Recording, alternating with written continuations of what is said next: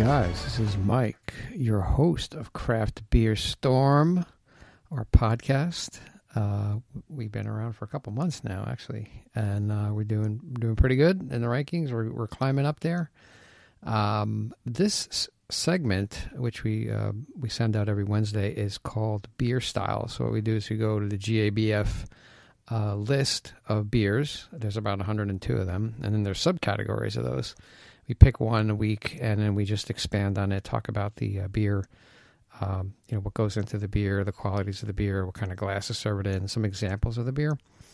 And this week we are continuing our wood and barrel aged series, and this is wood and barrel aged strong beer. So, and these beers are a strong ale, which is aged in either a wooden barrel or in contact with wood. And usually commercial brewers, they get used barrels, wine, sherry, bourbon barrels, and they condition their beer in them. So this is a strong ale conditioned in the barrel. So what is a strong ale? Strong ale is a catch-all style category for beers from 7% alcohol by volume and above. So it's a strong ale. Some may even be as high as 20% ABV. As a result, color, aroma, and flavor characteristics will vary greatly. And some of them have similarities to barley wines and old ales. Mostly these things are kind of a malty ale, a little boozy, right? You have a high ABV, but really good. And imagine introducing it to wood and putting it in a barrel. It's delicious. So wooden barrel-aged strong beers are aged with the intention of developing unique attributes that are imparted by the wood and or by liquids that have been previously stored in contact with the wood, like I mentioned. The wood aging does not necessarily impart wood flavors, but does result in a distinctive sensory outcomes.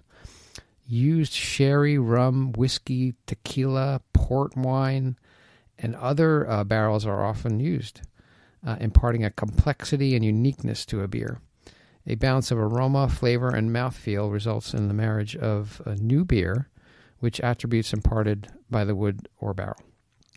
And what we do here at Bear Brewing Company, we age our Mighty Ale, which is a strong ale. It's about 8%, in Jim Beam barrels, which we get from Allagash.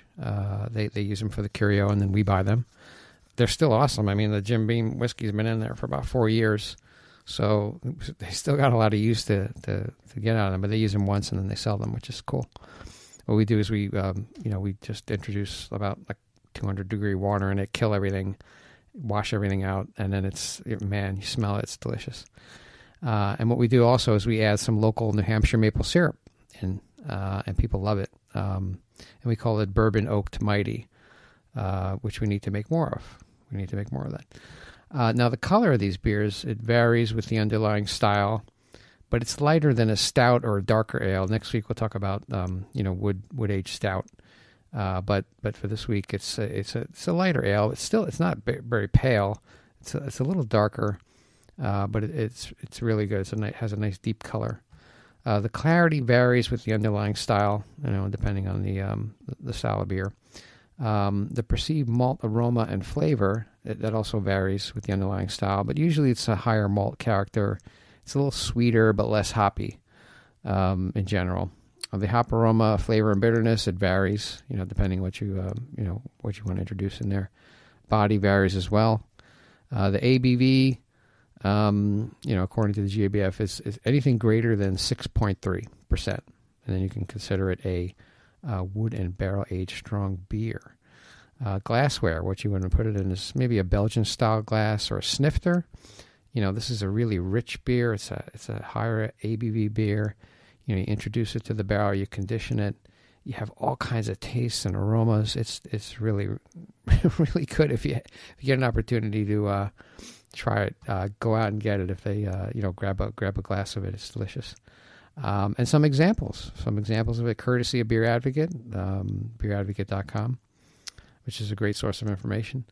Bigfoot barley wine style ale, and that's barrel aged from Sierra Nevada Brewing Company, and they are in California. And Ken Grossman, if you're listening or anybody knows Ken, we need to get him on the podcast. I got to reach out to him.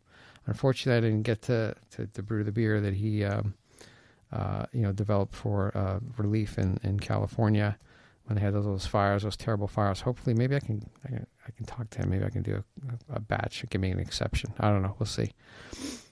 This style is an American barley wine, so it's kind of a strong ale. The alcohol by volume in this beer is 12.2%, so it's up there. Close to wine, actually, but it's probably delicious. Bigfoot is a beast of a beer, brimming with bold flavors, a bittersweet malt, and heaps of aggressive whole-cone Pacific Northwest hops. So they did introduce a lot of hops into this beer. First introduced in the winter of 1983, Bigfoot is a cult classic beer brewed in the barley wine style, meaning a strong, robust bruiser of a beer with the refined intensity of a wine. Bigfoot is prized by beer collectors for its supreme cellarability, which means you can age the beer, right? It gets better with age. Under the proper conditions, it can age like a fine wine, developing new flavors and character as it matures in the bottle. Each new release or expedition, quote unquote, is vintage dated.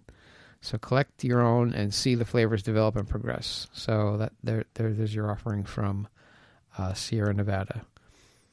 The next one is Arrogant Bastard Ale, which is bourbon barrel aged, and that's from the Arrogant Consortia, but it's really Stone Brewing, and they I guess they developed another arm of Stone Brewing. They call it Arrogant Consortia, and they're located in California as well. They're making delicious beer.